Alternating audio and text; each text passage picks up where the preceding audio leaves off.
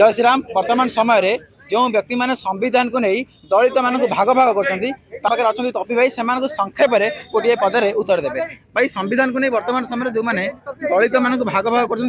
पदे उत्तर देखो मुझे गोटे सिंपली कथा कहूँ आगुरी भी कहती ओडिशा भारत माटी अखंड भारत में जी जन्मग्रहण कर समस्त हिंदू आ प्रत्येक हिंदू हिंदूर भाई ये ख्रिस्टियान मुसलमान ही विदेशी मुसलमान भी ये नथिले सी भी यही कटिकी बनी धर्मांतरण मध्यम ख्रिस्टियान बनी तो आम लड़ुचे क्या संगे जदि आम प्रत्येक हिंदू भाई भाई संविधान आधार में आम लड़ुचे क्या संगे यही जो लड़ई आम भाई भाई भर जो मैंने लगाऊँ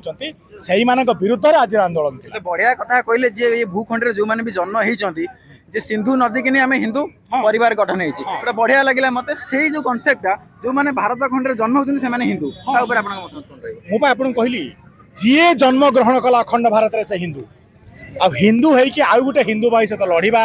जातिर ना नहीं धर्मर ना नहीं वर्णर ना नहीं ये लड़ई करवा आ ये गोटे पारंपरिक यूरोपियन स्टाइल जोटा आम भर विभेद सृष्टि करी आम मान सहित लड़ौले इंग्रेज मैंने छाड़ी चलीगले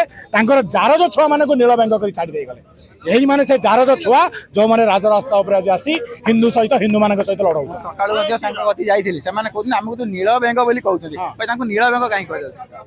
अरे नील व्यंग मान कौन से तो ऊपर नहीं कि तल पर्यटन नील हो गले नील गामुचा नील जोता नील तो व्यंग कहीदेला नील असुविधा कौन अंग भंगी को लेकिन जिनस कराऊ तो नील व्यंग माने कौन हो व्यंग माने जे माने पक पक पक पक करती से नील व्यंग कहती तो अन्यर रंग जे निज देहरे बोली होती अन्यर कथा को आणिकी इंडिया इम्प्लीमेंट आमर रंग गेरुआ